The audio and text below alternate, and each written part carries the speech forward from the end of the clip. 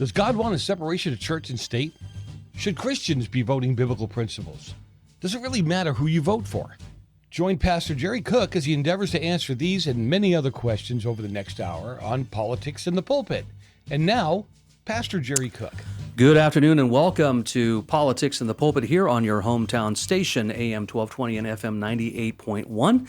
This is your holy host, the Bishop of Santa Clarita, Pastor Jerry Cook, back for another opportunity to do the two things that we are not supposed to do in public: talk about politics and religion, and actually mix them. Good to be back with you today. Obviously, we've got a wonderful month of August coming up here. Obviously, August starts tomorrow. August 1st will be tomorrow, and we've got some great shows lined up for you in the month of August. Many of you that read Town Hall are probably familiar with Kurt Schlichter. He'll be calling in either next Wednesday or the Wednesday after that to talk a little bit about some of his latest articles, especially some of his interesting theories about since Kamala Harris has jumped into the White House games here, and since the Biden stepping down just a couple of weeks ago. You know, it's really amazing, folks, as we're in the middle of election season, how fast the news cycle moves. It just dawned on me the other day, it was about 2 weeks ago, that former President Trump, there was an assassination attempt on him, and it's amazing how it seems so distant, but yet it's not so far away. But the news cycle is moving so quickly. And obviously, we are in the midst of an election cycle here in California. We've got some, Lord willing, some major changes that will happen here in California, from the top of the ticket all the way down to the school board, which is what we're going to talk about today and devote our attention on today. Obviously, Steve Garvey is running to, Lord willing, upend any desire for Adam Schiff to become our senator. And of course, we've got a lot of elections happening here within our district that are so important. Somebody said that all politics are local. And I think the left understood that far more and far earlier than we on the right.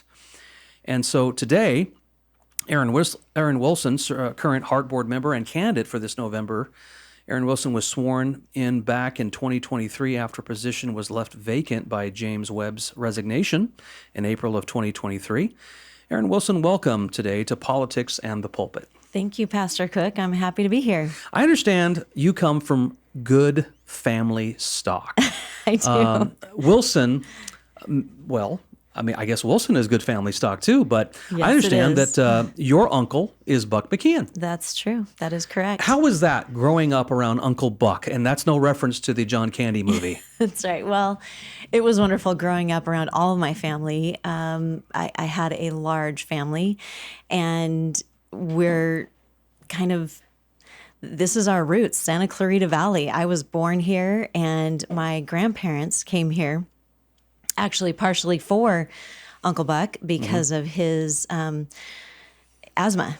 And they were out in LA, and my grandpa had a meat market with his brothers in East LA. And then in order to help Uncle Buck with his health, they moved to Tujunga, and then they eventually made their way here to Santa Clarita Valley. And so I feel like this is our roots. And I was born before Henry Mayo was here, and going back to Uncle Buck, as you referred to him, I remember sitting in a small, it was my Uncle Buck's family room with a group of community members who were urging him to get involved in politics and to try to just help the community a little bit more. And so I remember as a kid being involved in that and holding signs for him for when he was running for city council. And of course, he was served on the school board as well. So he was one of my first calls when I was urged by a friend to run for this position last year when it was put up as available, when James Webb resigned early. You were originally selected to serve out the remainder of James Webb's term, which of course is coming to an end. So now this is all you, right? The next term is all Erin Wilson. So why do you want to continue to represent Area 4, Erin? Well, thank you for asking. Yeah. I actually, and that's a very legitimate question, because I was asked that question by the press when I first was appointed last year. It's been almost exactly a year, July 19th. And I was asked if I was going to run. And at the time, that seemed just too overwhelming to even consider. And so long time away, right? Right. And I just thought, well, we'll see. We'll see what this is all about. I feel blessed to have had the opportunity this last year to work so hard. I worked so hard to get to know my role and my responsibility and my opportunity to be able to serve in this capacity. Service has been a part of my life, my whole life. And, but working in the district is new for me. And so I felt throughout that time that I could make a difference, and that it was worth my time and effort to be able to serve in this capacity. If you're just tuning in, we're talking to Erin Wilson, who of course is currently on the Hart School Board and is running again for her first full term. Just for the folks out there that may not be aware, obviously there are 5 areas for the Hart District, and Linda Storley is Area 1, who of course is also in a race for her seat. Bob Jensen, Area 2, Sharice Moore, Area 3, Erin Wilson, Area 4, and then, of course, the Italian stallion himself, Joe Messina, Area 5. What were your conceptions of getting on the board initially, and how are those original conceptions now looked at a year later? Oh, that's a good question. When I initially started getting involved and finding out what it entails, it seemed very tedious. There's a lot of, every 2 weeks when we have a meeting, there's a big stack that we receive, the agenda, which has several items that need to be approved. Mm-hmm. And so there's a lot of research that needs to be done.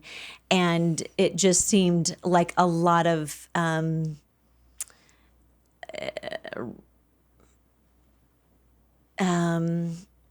just seemed like there's a lot of paperwork here. A lot of paperwork and a lot of maybe things that don't necessarily have an impact on the individual student. Yeah. And I think that's the thing that I have seen as I've been working. Gobbledygook. There is a lot of the gobbledygook. But as I've been working, I've seen that we are responsible for directing the direction of the district and setting policy, and that there is, I feel very passionate about education. My platform is educate, elevate, and engage. And 3 E's. I could preach that on a Sunday. That's a 3-point sermon right there. Yeah. Exactly.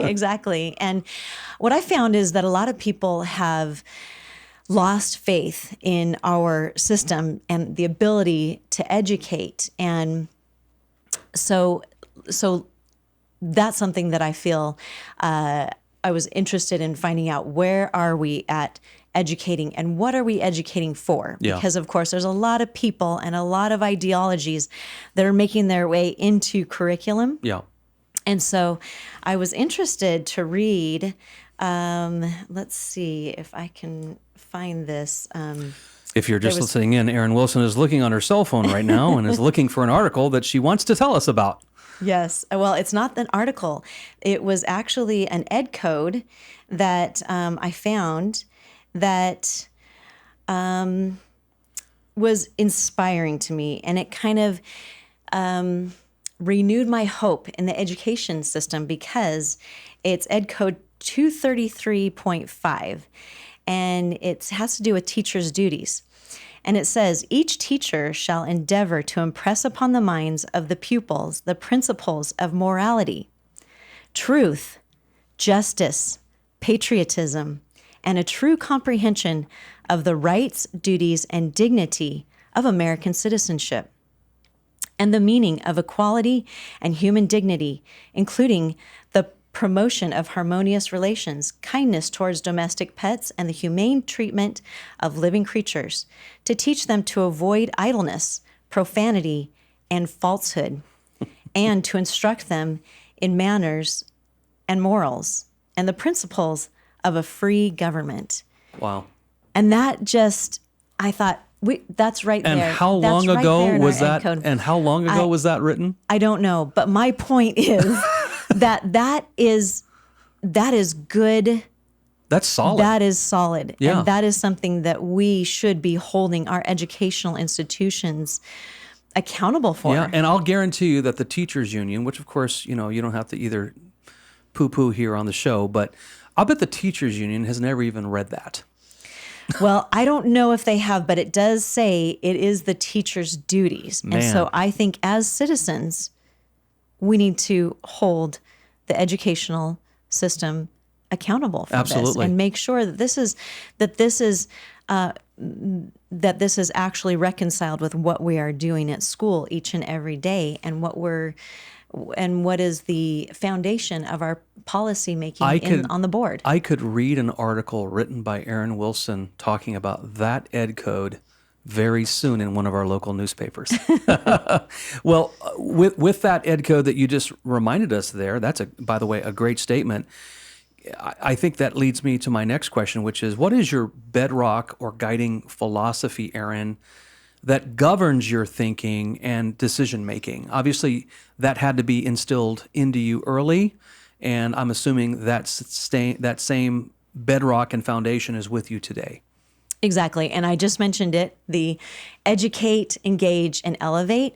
And I think about that whenever I'm doing whatever I'm doing. I mean, it's all for the student, right? And I feel that I just talked about engage and educate, but engage, I feel like the best scenario for our students is to have all the resources working for their best good. So we've got teachers, we've got administrators, and very importantly, we've got parents and families that are working for and with our students. I noticed when I have 5 children, and my youngest, during COVID, that was a real challenge for our students. That was an incredible challenge. And I noticed a very big difference coming back after COVID with how the students are working with each other and how they're working with teachers. But anyway, I had an issue with one of my children was struggling in his AP English. And so...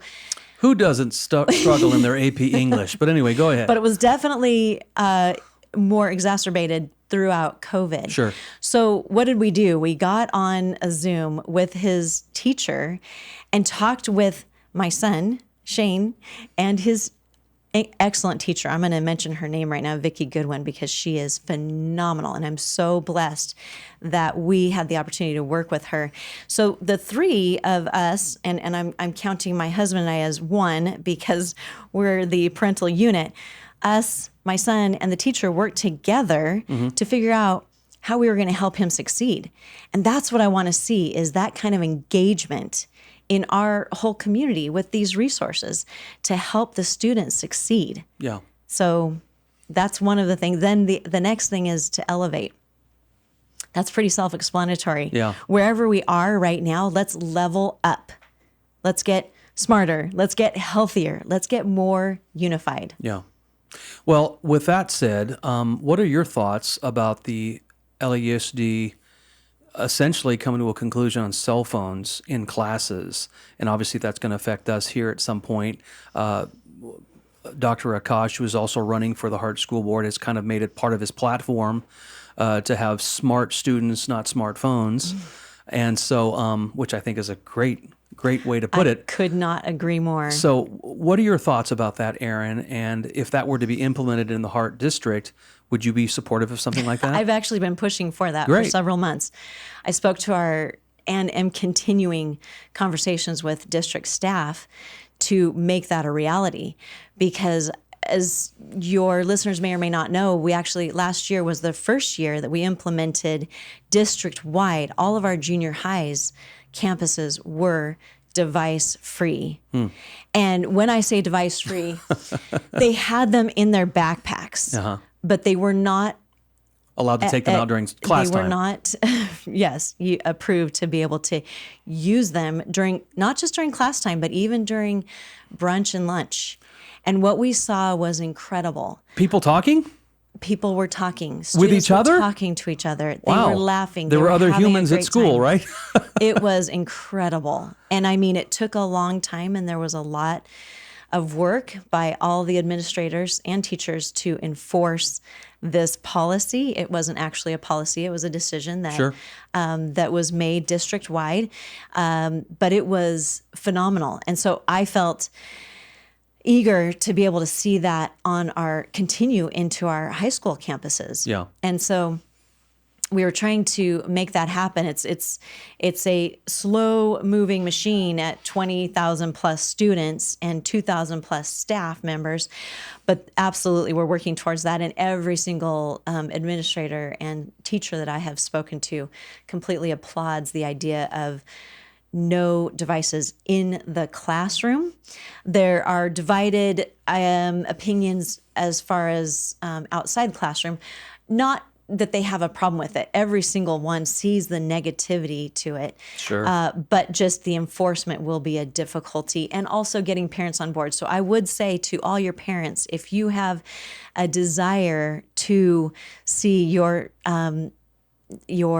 district, your school sites not have devices, please let your opinions be made known to the district staff, to myself and other board members, because having that just helps in my efforts to make that actually a reality. I was talking to Erin before the show started about having started Freedom's Way 22 years ago. And just in 22 years, obviously the evolution of the smartphone, really it was more of a flip phone back in 2002. But just the difference in services when I would say, well, take your Bibles and turn to.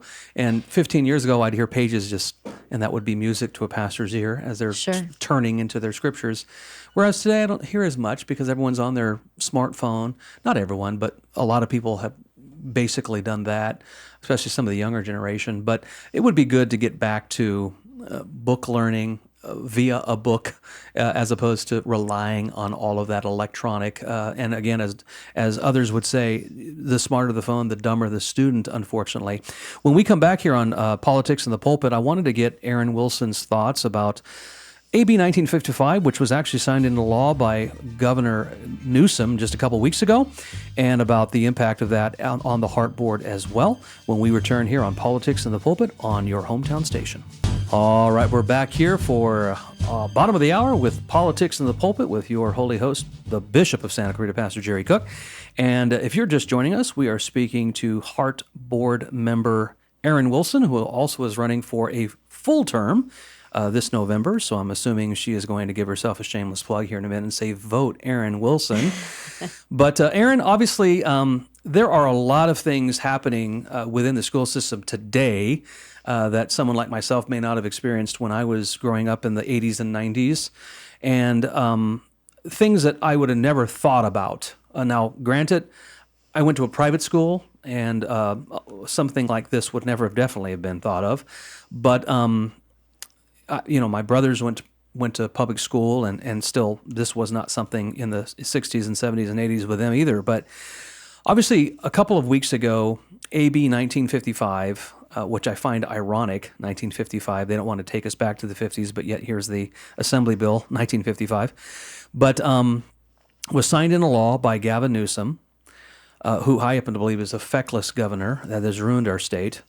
And this bill reads in part, and I'll just read a portion of it for you, Erin, to get your comments on it.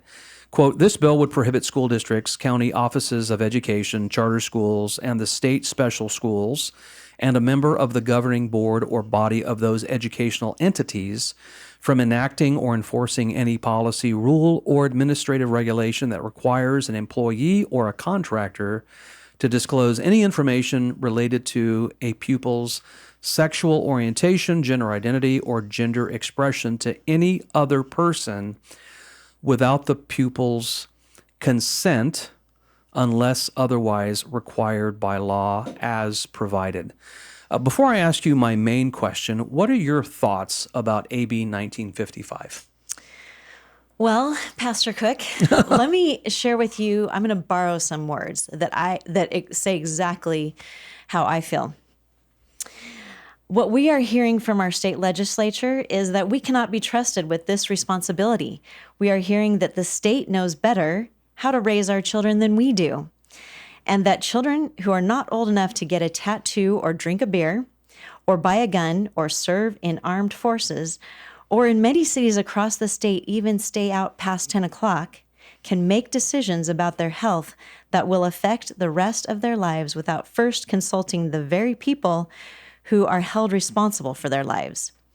So that's essentially what's happening. So I hope that might raise a little awareness from parents, and even if you're not a parent of a student in this district, you are a member of this community. Yeah. And so this is a sort of call to get involved and be aware of what's going on, because there is something happening in Sacramento that is, in fact, Suzette Valadares, who is running for election this November. No stranger as well, to politics in the pulpit here. She quoted the absolute power corrupts absolutely. Yep. And that's what's happening in Sacramento. Is there seems to be this just control issue where they want to take over. And so we saw this happen last summer when there was a bill, AB 957, that woke up many individuals. It seemed a shocking one because it stated essentially that if parents do not affirm their child's decision to identify as a gender other than their birth, they could be removed from their home, which was such a shocking statement. Yeah.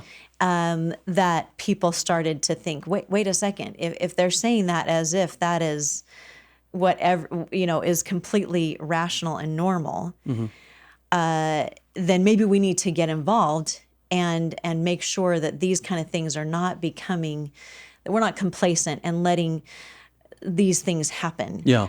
I've made this analogy often where in my home, if I don't pull the weeds in the backyard, if I don't do anything, their weeds will grow. Yeah. And I've always thought how unfortunate that is that vegetables and fruit couldn't just grow spontaneously. Yeah. But I think we know that that's part of the process here. Yeah. And Yeah. so we can't just sit around and expect that fruit and vegetables are going to grow on their own. If we don't do something, weeds are going to grow. And that's what we saw last summer. There was some weeds growing in the legislature. And so a lot of parents, it was a call to arms for parents and community members to call Gavin Newsom and say, this is not okay. I do not want you coming in and taking my child from me. I am going to, I have more concern and care for this child than anyone in the government does, for sure. And so that's the way that it should be. That's kind of the principles that this nation was founded upon.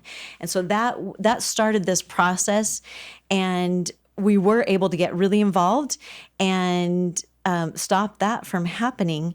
But then, of course, the legislature they've been working like crazy to take citizens' rights away from them. And that's where we're at now, where Gavin Newsom signed into law about a month ago, 3 weeks ago, this bill that you just mentioned, AB 1955, which encourages, or I should say, it will not allow school boards, and this is what was happening. School boards were fighting back and saying, no, we don't want schools to be hiding information from parents. Yeah. It's very clear that if a student is tardy or truant, that you involve the parent. So why then wouldn't we want to involve the parent in something so important as their mental and emotional and physical well-being? Yeah. And what's interesting is one of the things I remember hearing you saying from the dais of the school board back when this was a big contentious item back in October of 2023, you'd basically said, and I'm going to paraphrase slightly, if I butcher it, you can slap me after the show, but you basically said, I think parents should know what's happening not only at school, but parents already know at home what's happening with their kids. This is not something that is overtly secretive. Now, it could be. I'm not saying that there aren't some kids that have been overtly secretive with their parents, but I think perceptive parents know what's happening in terms of struggles with their kids. And what's interesting to me, Erin, is growing up in a non-religious environment. My parents were not religious. What's funny is they could affirm a lot about me, but there were certain things that they didn't affirm about me. They didn't tolerate about me. In other words, they loved me as their son, but they didn't have to affirm every decision that I made in order for them to love me.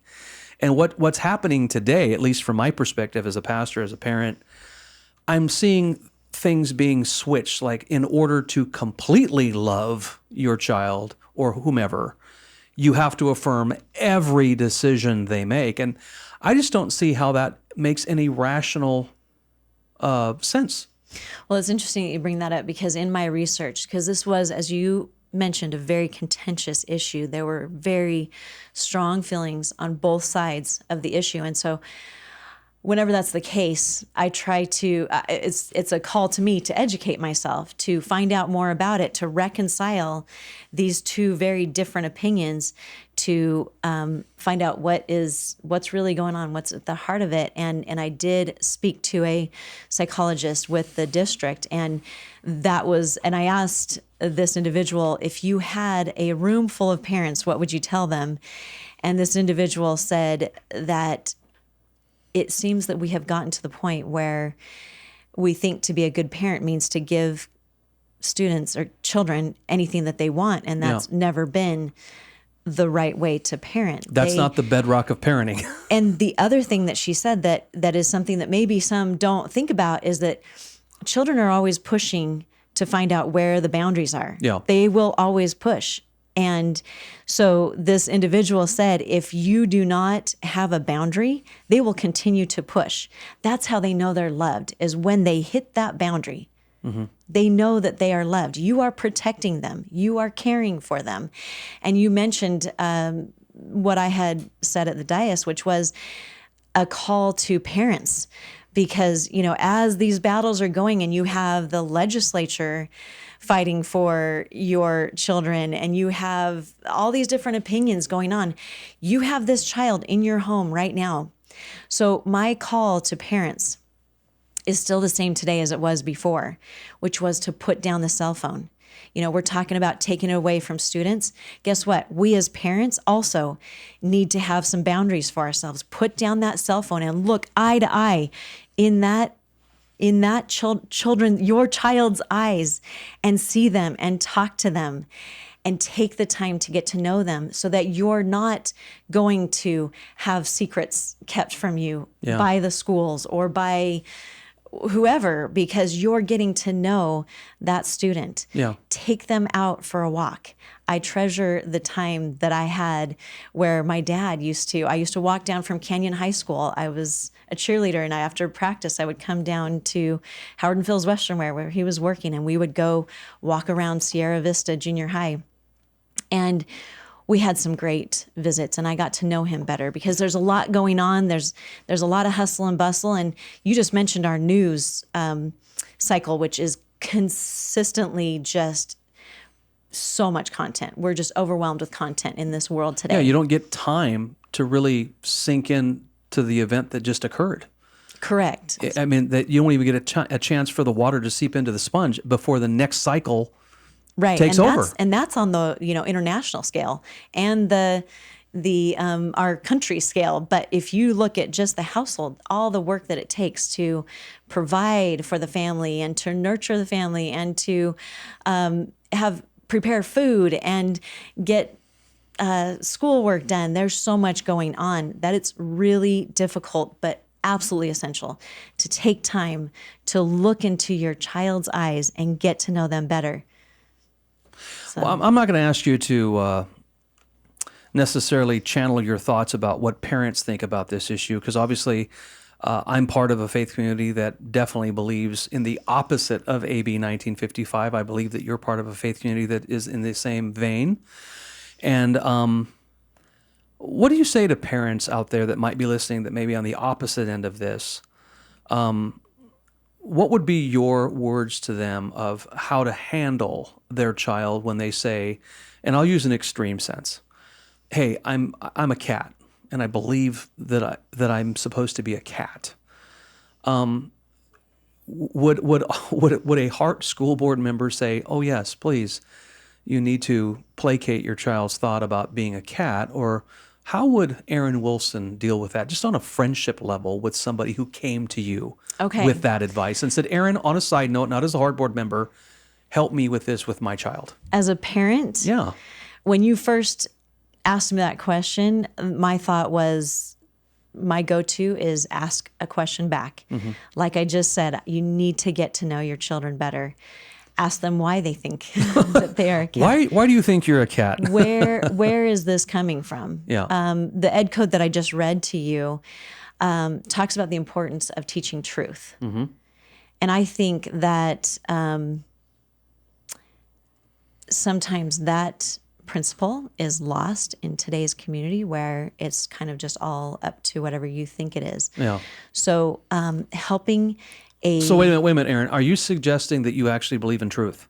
I absolutely believe Wow. in truth. So there's a blue sky. And it's not subjective. Okay. It's not just what I decide today truth is. There is actual truth. Yeah.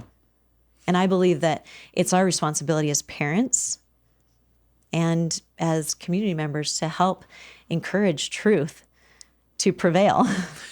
Do you find it odd, and I know we're deviating ever so slightly here and getting into the philosophical, do you find it interesting that in the last decade, this phrase, my truth, your truth, has kind of taken precedent in our conversation?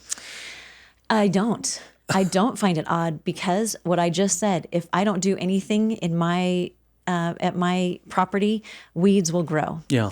So if we stop aspiring to learn, to educate in truth, weeds are going to grow. Yeah. And I think it's time for us to plant some seeds for fruit and vegetable, or truth, that we can have true principles. That's what this nation was founded on in the first place. We have Constitution Day coming up next month in September. I guess we're still in July, but we're almost there in August. So it's only a month away. So in September, we have Constitution Day coming up, and I would encourage everybody to get that Constitution out and read it and get to know it. No matter what age you are, we are living in this nation that is a great nation, that it provides liberty for us to the degree that many people can quickly take for granted. We have a lot of people who are coming to this country from other countries because they see it. So we don't want to be complacent and forget what we have right here, and maybe forget to teach that to our children. First Sunday of September, Freedom's Way Baptist Church will be reading the Constitution as a part of our worship service, because obviously it's not a text of Scripture to us, but it's definitely something that we believe that God providentially gave to the founders. And it's something that it's remiss. I think if you're not going to get educated in the church house, then you're going to get it somewhere else.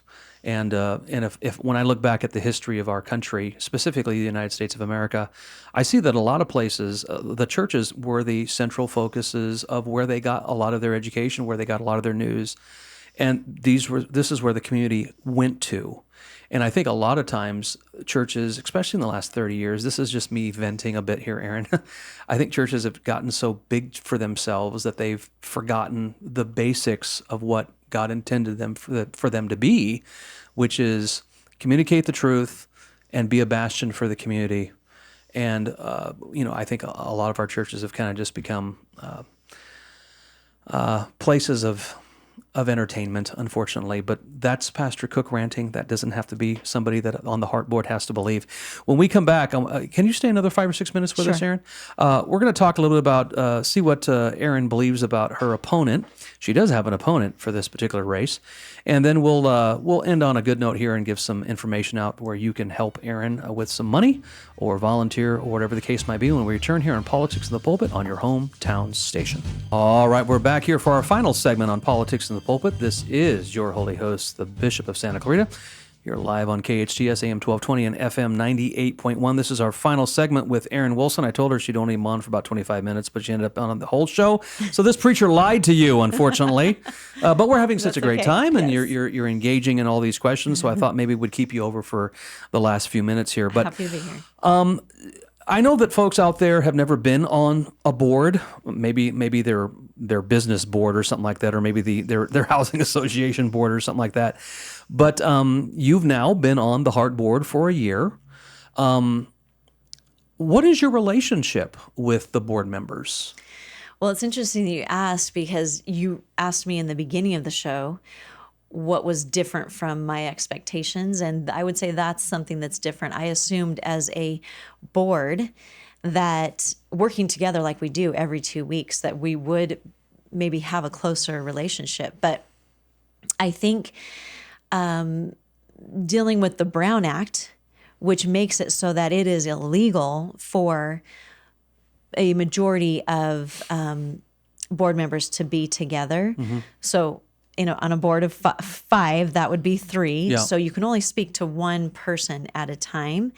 And so, we take that so seriously that we don't often have a lot of opportunity to interact outside of that context. Close, I would say. I mean, and so it's interesting because we have very different opinions, and I think that contributes to what happens with the district, because we listen to one another's opinions, and I have learned from each one of my fellow board members. I have learned a lot, whether it be good or whether it be bad. I've learned. I'm all about education. Yeah, exactly. And of course, you kind of sit next to the Italian stallion, so yes. He rubs off you occasionally, I'm sure. Well, he's Italian, so he's greasy.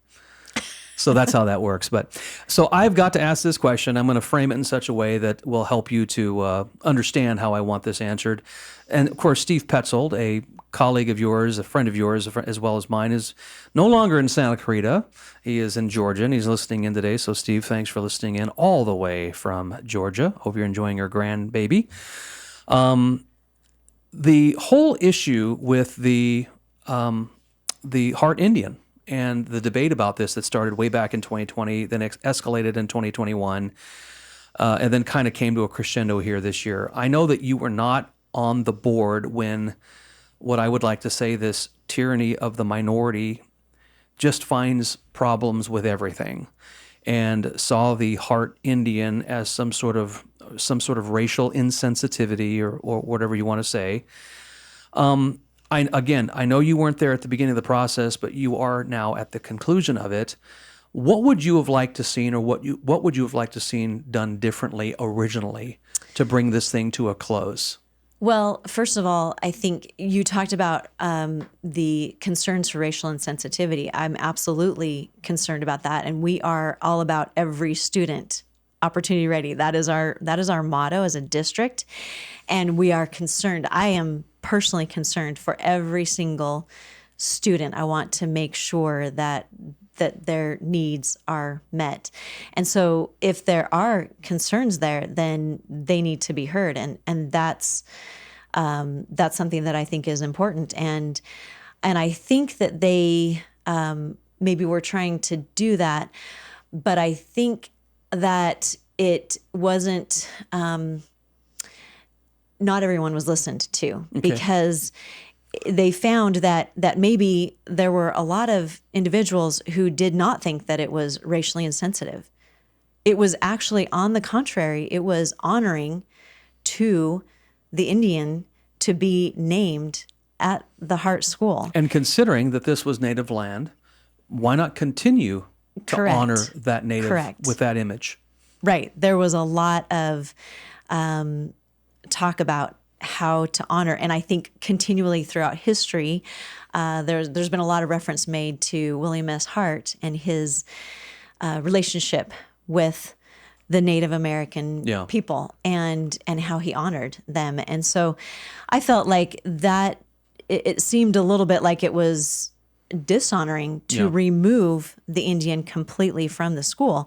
But of course, I was open to listening to everybody's input. And we had so many people come and share their thoughts and feelings on the Hart Indian. And I thought they had some really good points. And then there was a survey taken, and it came out in favor of keeping the Indian on all levels, from the teachers, administrators, to the students. And so that was my question, because all of this, of course, happened before I even came to the board. And as a Canyon cowboy, I was not as emotionally invested as many of our community members were. I mean, I am, because it was a fun rivalry between the Cowboys and the Indians. But we had we had, of course, when I came in and started to learn about this, I thought, wait a second, why was this survey taken? And it was shown that the majority wanted to keep the Indian. Why did they take away? Why did they choose to take away the Indian? And then, as if they didn't get the response that they wanted, they gave that survey again. And guess what? Again, the majority chose to keep the Indian. And so then we started listening to this again. It was this last year. You know, of course, there was it was a tumultuous time during COVID when that decision was made. So community members started asking more questions about it, and saying, because there was this impending change that was going to be made, and a lot of community members didn't know that was happening, because of course it happened during COVID, and they didn't get to have their voice heard. And so it felt a little rushed to make that decision without letting individuals share their opinion on it. Yeah, I get it. Well, we are where we are. We are down to 2 minutes here, Erin. In 1 minute, can you tell us a little bit about the person that wants to actually take your seat? So his name is Eric Anderson, and he actually applied for this role as well last year. He was at the district when I was in July or June interviewing, and he was not chosen. Sharice Moore voted for him. Dr. Moore voted for him. And so I asked her why she voted for him, because some people who were there told me they didn't think that he had a very compelling case. So she said that she liked that he had talked about having a magnet school for individuals who are maybe a little more intelligent, or have those capacities for needing to be stretched a little bit more academically. Well, let me ask you this real quick, Erin. We're about to come to the hard break here at the end of the show. Tell folks how they can donate to you, where they would find you online, how they could volunteer with your efforts. I would love that. I would love help on all levels. So if you could go to wilsonforhart.com,